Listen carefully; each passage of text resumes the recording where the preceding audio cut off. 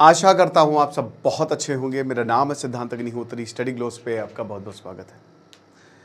Israel ने भारत से request की है कि चलो मिलकर ईरान को ख़त्म करते हैं। मतलब IRGC पर सैंक्शंस लगा दीजिए, इसको एक टेररिस्ट ग्रुप घोषित करिए। इंडिया टुडे की खबर है।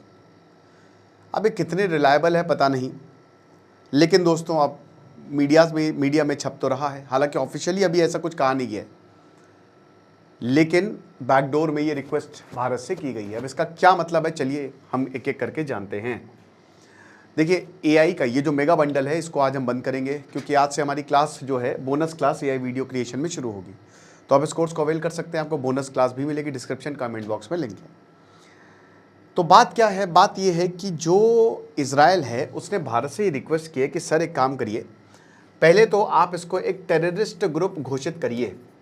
देखिए, अमेरिका ने इसको 2019 में ये डेजिग्नेट किया है, इजराइल ने तो डेजिग्नेटेड ही है।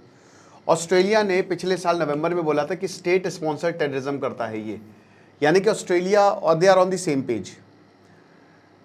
इंडिया से भी बोला है कि आप सेम करिए, और एक बार आपने ये किया तो फिर आप इनके ऊपर लगाइए रिस्ट्रिक्शंस और सैंक्शंस। अब भारत और इजराइल के रिश्ते बहुत अच्छे हैं, उतने ही अच्छे रिश्ते जो हैं ईरान के साथ भी हैं हमारे। ठीक है, ये जो ट्रिपल आई है ना, इजराइल और ईरान और इंडिया ने बहुत अच्छे से स्ट्रैटेजिक बैलेंसिंग की है। तो भाई देखो, अगर IRGC पर बैन लगाया, इसका मतलब इजराइल और इंडिया सेम पेज पर आ जाएंगे। 1979 में ईरान में रेवोल्यूशन आया और IRGC बनती है। इनकी मिलिट्री अलग है, ये अलग है, और यही मेन है। ये सुप्रीम लीडर के प्रति प्रतिबद्ध है। इसी के अंदर एक कुद्स फोर्स करके है, जो कि एक्सटर्नल ऑपरेशन को देखती है। जितने भी आपको प्रॉक्सीज खड़े हुए दिख रहे हैं, वो एक कुद्स फोर्स ने किए हैं। आज IRGC इनके ऊपर यह आरोप लगता है कि पूरी दुनिया में आतंकवाद जो है ये फैला रहे हैं। यही इजराइल ने बोला है कि भाई ये खाली ईरान में लिमिटेड नहीं है, वेस्ट एशिया में तो भूल जाइए, ये ग्लोबल हो गए हैं। आप जहां पे भी कोई प्रॉब्लम होगी तो आपको IRGC का नाम मिलेगा।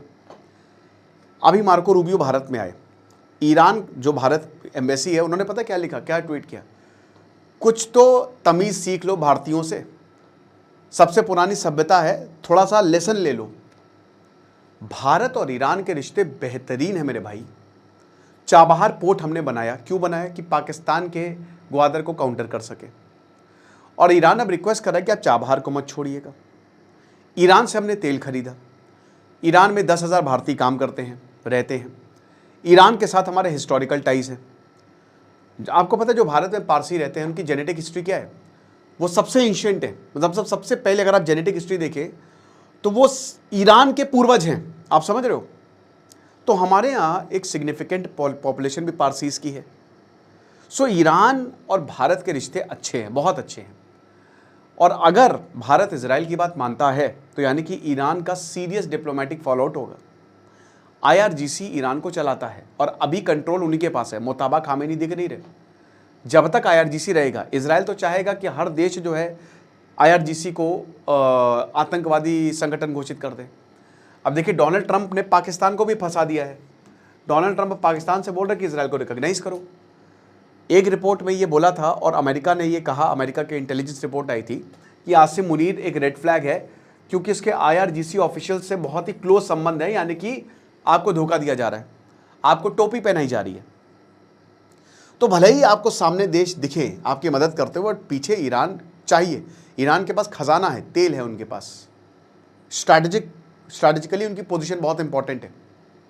हमको कॉरिडोर्स निकालने हैं, हमको रेलवे लाइंस बनानी है, हम ये नहीं कर सकते। ठीक है, तो भारत के पास क्या ऑप्शन है, पहली चीज़ वो इजराइल की इस रिक्वेस्ट को पूरी तरीके से रिजेक्ट कर सकता है कि ना। अब देखिए, अगर ऐसा होगा, क्योंकि इजराइल इस समय भारत के साथ है। ऑपरेशन सिंदूर में ईरान ने भारत की मदद नहीं की। ईरान भारत के साथ पिछले, अगर आप 7-8 सालों से देखो तो भारत से रिश्ते उसके ठीक ही ठाक रहे हैं। एक्चुअली क्या है ना, कि होता क्या है कि इंडिया एक नॉन अलाइंड की पॉलिसी जो है फॉलो करता है कि हम किसी के साथ नहीं है। अब इसके रेपरकशंस हैं। इंटरनेशनल पॉलिटिक्स ऐसे चलती नहीं है। जियो पॉलिटिक्स, अरे जियो पॉलिटिक्स छोड़ो, लोग तुम्हारी मदद तभी करेंगे जब तुम उनकी मदद करोगे। तो ऐसा नहीं होगा कि हम पीस की साइड हैं, हम तो अमन चैन की साइड हैं। भाई आपको डिसीजन लेने पड़ेंगे। हिस्टोरिकली पाकिस्तान अमेरिका के साथ रहा है, बगदाद पैक्ट से लेकर सब कुछ उसने अमेरिका को सपोर्ट किया है। तो आज जब हम बोल रहे हैं कि अमेरिका पाकिस्तान को फेवर कर रहा है तो हमको चौंकना नहीं चाहिए, वी शुडेंट बी सरप्राइज्ड, क्योंकि यही रहा है ऐतिहासिक तौर पे पाकिस्तान के टुकड़ों, अमेरिका के टुकड़ों पर पाकिस्तान पला है। कोई दिक्कत नहीं, क्योंकि वो उसने साथ दिया है, भारत ने नहीं दिया है। भारत के रिश्ते अभी अमेरिका से अच्छे हुए पिछले 20 साल में, वो भी इसलिए क्योंकि चाइना का दबदबा बढ़ता जा रहा था। तो अगर आपको ये लगता है कि आप दूसरों का साथ नहीं दोगे और दूसरों से बहुत सारे फेवर ले लोगे तो ये नहीं होने वाला। रशिया इसीलिए दूर गया, फ्रांस इजराइल आपके साथ खड़े हुए हैं, बस यही दो हैं जो हमेशा आपके साथ खड़े रहेंगे। तो भाई इजराइल का कंप्लीट रिजेक्शन भारत नहीं अफोर्ड कर सकता कि रिजेक्ट कर दे कि नहीं हम तो ईरान के साथ जाएंगे, ईरान हमारे लिए बहुत इंपॉर्टेंट है, ईरान जो है हमने चाबहार पोर्ट बना, हमारे इन्वेस्टमेंट अच्छे खासे, हम नहीं कर सकते। तो क्या कर सकता है भारत? लिमिटेड एक्शन ले सकता है ना, लिमिटेड एक्शन ले सकता है। भारत ये कह सकता है कि देखिए हम इसकी जांच करेंगे। ऐसा थोड़ी ना कि पूरी IRGC खतरनाक होगी, हो सकता है कुछ लोग खतरनाक हो। तो कोई फाइनेंशियल नेटवर्क अगर हमको मिला, कोई टेरर फंडिंग हमको मिली कि हमको लगा कि हाँ आतंकवादियों को ये बढ़ावा दे रहे हैं और पूरी दुनिया में हो रहा है, क्योंकि साइबर थ्रेट, भारत ने श्रीलंका में एक बार पीस कीपिंग फोर्स भेजी थी और उसके बाद से भारत ने कान पकड़ लिए हैं कि हम दोबारा कभी भी किसी के फट्टे में हाथ नहीं डालेंगे। भारत एक ऐसा देश है, भारत की आर्मी इतनी इकलौता पूरी दुनिया में ऐसा देश है जिसने 13 दिन के अंदर वॉर जीती है और बड़ी आर्मी को हराया है। जब ऑड्स वर अगेंस्ट यू, तब भारत ने जीत के दिखाया है। भारत की आर्मी जब जब उसने कोई भी ऑपरेशन किया है, रिजल्ट बहुत जल्दी आए हैं। वहीं आप अमेरिका, ईरान, अमेरिका फंस गया है। यूक्रेन में भी आप देख रहे हो, ऑपरेशन सिंदूर में देखो 4 दिन के अंदर अंदर हमने अपना ऑब्जेक्टिव भी ले लिए और उसके बाद जो दुश्मन सेना है उसको बोला कि हाँ चल हथियार डाल। तो भारत के पास ताकत बहुत है और इसीलिए आप देखते हैं कि हर एक देश जब भी प्रॉब्लम होती है तो भारत के पास जरूर आता है कि आप हमारी मदद करिए। पर भारत बोलता है हम तो भैया पीस के खिलाफ हैं, पीस के साथ है, हम अमन चैन की बात करते हैं, लौड़े भोज्यम, समझ रहे हो। तो साइबर थ्रेट्स है और अगर इंडिविजुअल्स कुछ एक्सट्रीमिस्ट एक्टिविटी कर रहे हैं तो हम इस पर बिल्कुल कार्रवाई करेंगे, ये हमारा वादा है। सो लिमिटेड एक्शन भारत वो भी लेगा नहीं, वो कह सकता है कि हाँ हम इसको पहले देखेंगे, इन्वेस्टिगेट करेंगे, ठीक है। तीसरा, भाई इजराइल की पूरी तरीके से बात मान ली जाए, एक्सेप्ट कर ले। अब ये नहीं होने वाला, भूल जाइए आप, ना ही रिजेक्ट करेगा भारत ना ही एक्सेप्ट करेगा, बीच का रास्ता चुनता है बुद्धिज्म कि बीच का रास्ता चुनेंगे। तो एक्सेप्टेंस का मतलब तो यही है ना कि आप इजराइल के साथ हो गए हो और इजराइल पूरी दुनिया से दुश्मनी लेकर बैठा हुआ है। इजराइल जो है वो पूरी दुनिया, मतलब इस्लामिक देश उसके खिलाफ है और भारत इस्लामिक देशों को नाराज नहीं कर सकता। हमारे खुद 20 करोड़ मुस्लिम्स रहते हैं।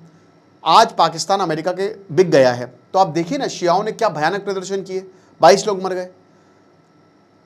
ये चीज़ इनफैक्ट पाकिस्तान के अंदर जो मिनिस्ट्री है, पाकिस्तान ने रिजेक्ट कर दिया इब्राहिम अकॉर्ड्स की, हम नहीं साइन करने वाले, रिजेक्ट कर दिया अमेरिका का प्रपोजल।